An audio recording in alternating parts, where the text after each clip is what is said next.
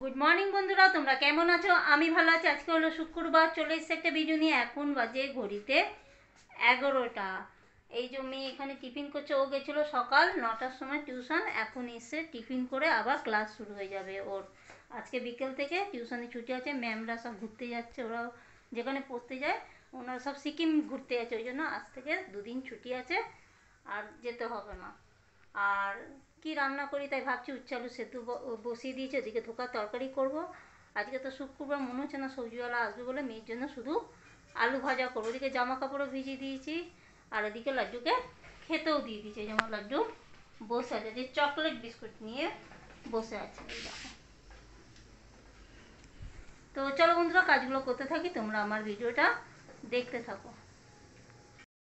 বন্ধুরা, এখন বাজে ঘড়িতে 1:30। আমার রান্না হয়ে গেছে। রান্না সেরকম কিছু করতেই পারছি না, মানে এত গরম লাগছে, আগুনের ধারে যাওয়াই যাচ্ছে না। শুধু ভাত করেছি, ধোকার তরকারি, পাঁপড় ভাজা আর ডাল করেছি।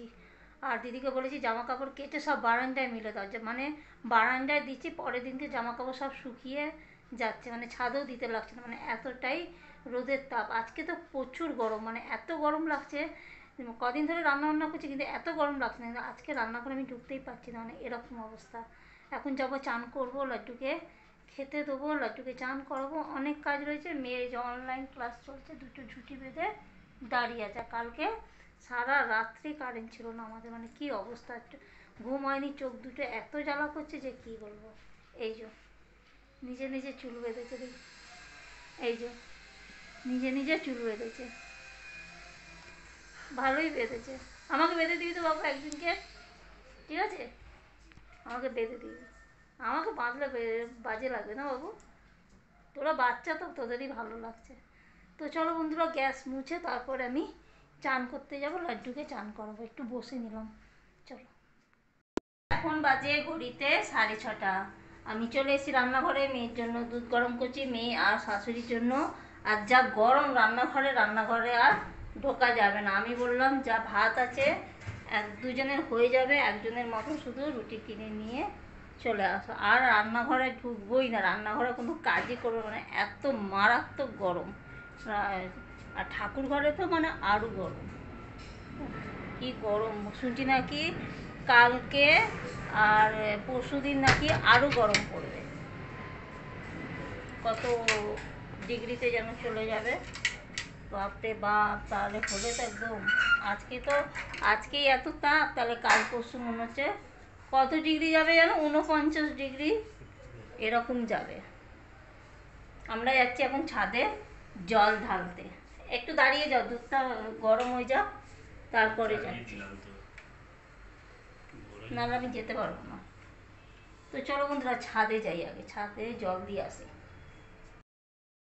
চাইনিজ হয়ে গেছে, কাটি দিয়ে ম্যাগি খাচ্ছে। চপস্টিক্স। জোরে বল।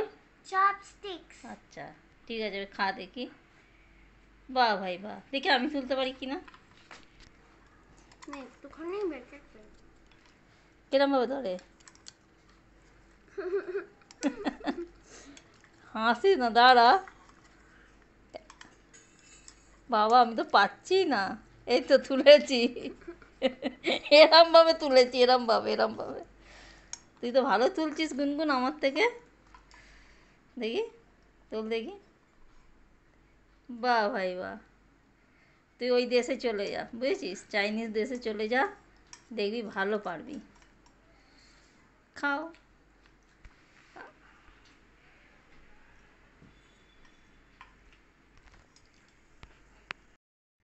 বন্ধুরা, আমাদের খাওয়া দাওয়া হয়ে গেছে। এখন বাজে ঘড়িতে 11টা 15। লাড্ডু ওইদিকে শুয়ে পড়েছে, শাশুড়িও শুয়ে পড়েছে।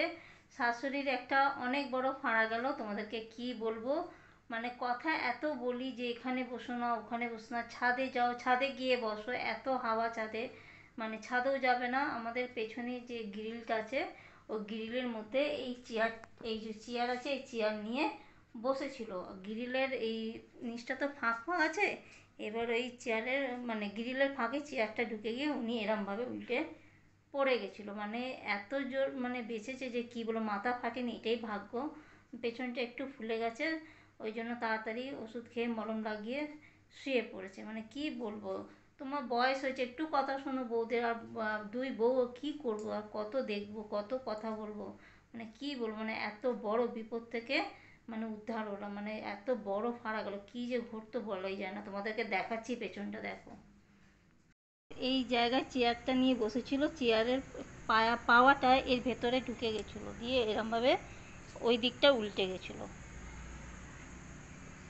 এবার শাশুড়ি তো পড়ে গেছে, আমরা তো তুলতেই পারছি না, আমার তো এই হাতে প্রবলেম আছে, তোমরা তো জানোই। আমি এক হাত দিয়ে তুলতে পারিনি, যাকে ডাকলাম ওরও যা তুলতে পারছে না। তবে যাই ছোটো মেয়ে এলো, ও টেনে তুললো, ভাসুর এলো, সবাই মিলে টেনে তুললো, যেহেতু একটু শরীরটা ভারী, মানে তুলতেই পারছে না। যদি এটা দিনের বেলা হতো তাহলে তো আমরা দুজনেই থাকতাম, আমরা কি দুজনকে তুলতে পারবো?